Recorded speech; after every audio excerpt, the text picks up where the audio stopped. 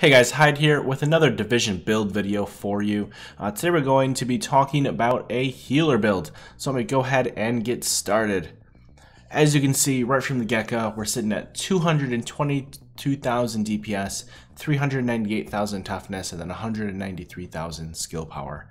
That puts us at about 3,000 firearms and about 5,800 to 6,000 stamina and electronics apiece, depending on where your modifications on your armor is going to come in. In addition to that, we're utilizing two named weapons.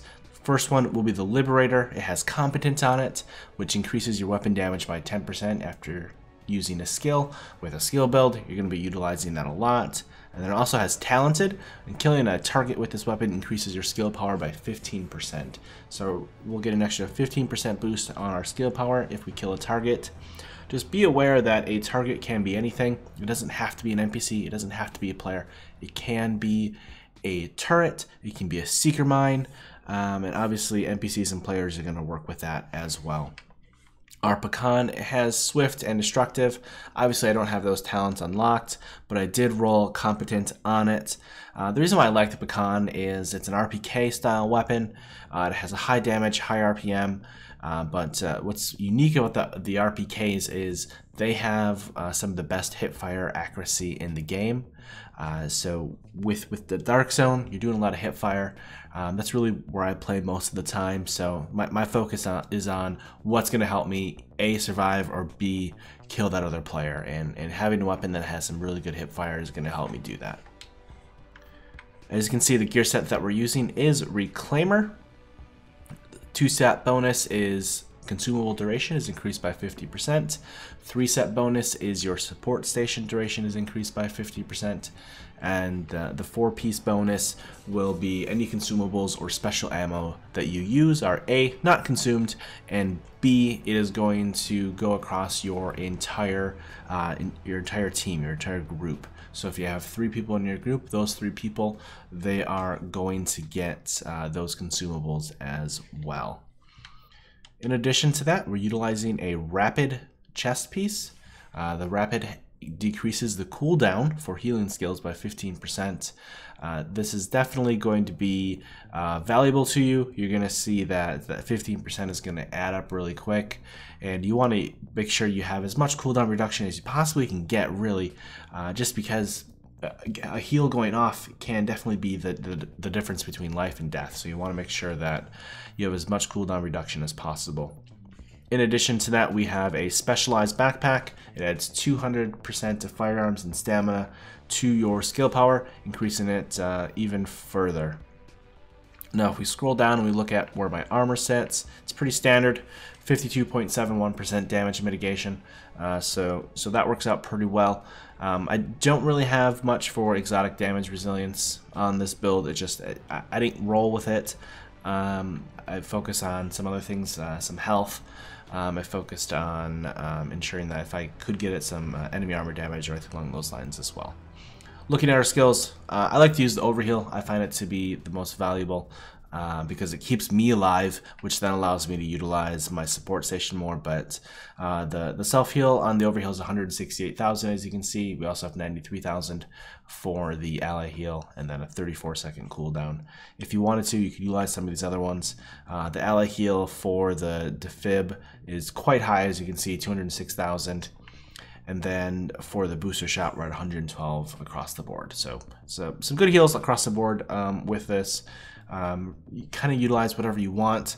I really like the overheal. It's just my playstyle.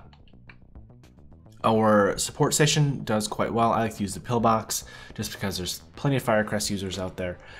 There's plenty of fire grenades and whatnot, so just being immune to that, there's definitely a lot of value in that. So we're healing at 7,100 per second. We also have a 22-second cooldown, so that 22 seconds is quite short. As you can see, the base cooldown is 47 seconds. And depending on your group makeup, I would definitely recommend you choose a signature skill that complements it. So if everybody in your group has the recovery link, well, you shouldn't have it. right? Don't be afraid to utilize Tactical Link or have Survivor Link. Make sure you have diversity in your group.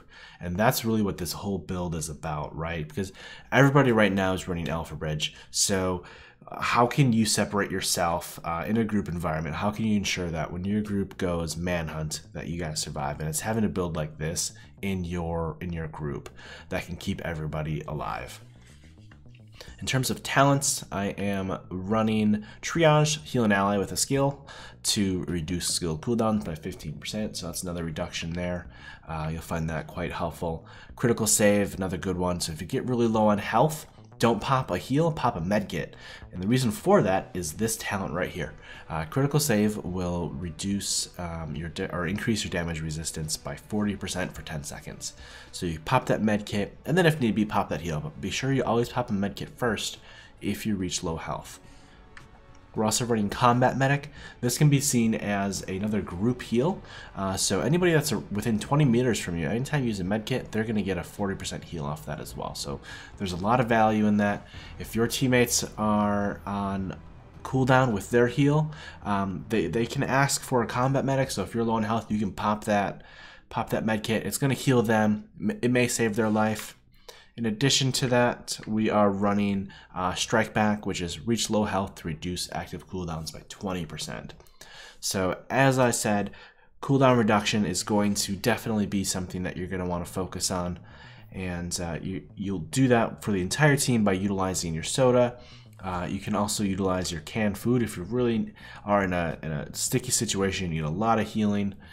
There's definitely a lot of value in you utilizing these consumables. And just know that if you're on PC, I believe by default it's Alt 1, 2, 3, 4, 5. So you can have quick bars or hotkeys rather, as to allowing you to use those much quicker, much more effective, as opposed to bringing up the menu and whatnot by holding V and using the radio menu.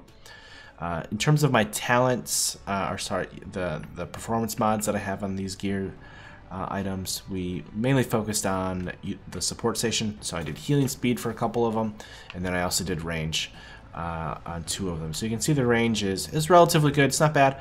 Remember, this is the pillbox, so it has the lowest range of them all. You're going to get a higher range if you're utilizing a different modification on your support station. So once again, this is the healer build. It works quite well. I definitely recommend you try it. It's a lot of fun as well, just because your teammates don't die when you have this build. If they stay by you, if you call out when you drop a heal on the ground, if you call out when your cooldowns are down, so they know they have to either be more careful or rely on their own heals or whatever it may be, you and your group will have a lot of fun with this build. So I highly recommend it. If you guys have any questions, feel free to post in the comments. And if you like the channel, please subscribe, please like the video. Would really appreciate it.